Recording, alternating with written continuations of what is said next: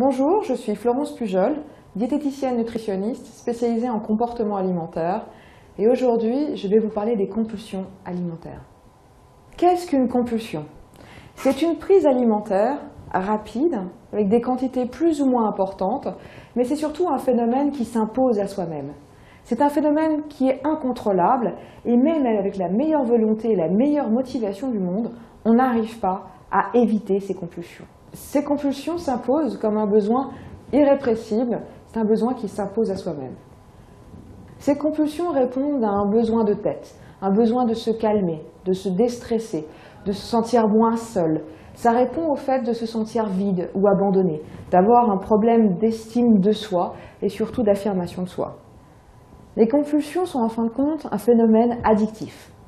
Systématiquement, ritualisées et même préméditées, ces compulsions vont créer une forte culpabilité et donc vont aggraver le mal-être qui était présent avant la compulsion. Les aliments consommés lors de ces compulsions ne sont pas des aliments choisis au hasard, puisqu'il existe 3 types de calmants. Le premier calmant se situe au niveau de la bouche, c'est le calmant buccal. C'est pourquoi, lors de ces compulsions, on va préférer des aliments à texture molle ou pâteuse. Ainsi, tout ce qui est tartine, pain fromage, pain confiture, tout ce qui est féculent, très cuit, éventuellement avec du beurre et du gruyère, tout ce qui est pizza, vont être des aliments qui vont calmer et d'une façon immédiate. Ensuite, on a un autre type de calmant qui est la plénitude gastrique. C'est le shoot du remplissage. Le fait même de se remplir assomme et permet d'éviter de penser. Le troisième type de calmant, c'est un calmant gestuel. Pour tous ceux qui se tournent vers les petits aliments, les bonbons, les chips, c'est le fait même de porter un aliment à la bouche qui va calmer. Pourquoi? Parce que ça berce. En fait, une compulsion alimentaire répond à un besoin de calmant, à un besoin de doudou, à un besoin de cocooning. C'est comme si, en fin de compte, vous étiez dans les bras de votre parent, de votre maman, de votre père, de votre ami. Ça réconforte.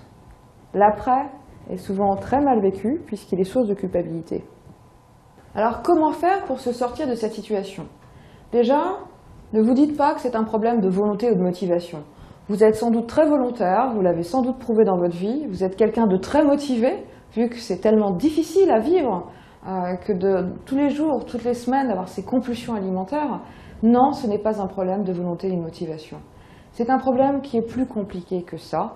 Ainsi, ce que je vous propose pour sortir de cette situation, c'est d'aller voir quelqu'un, un nutritionniste, un diététicien spécialisé en comportement alimentaire.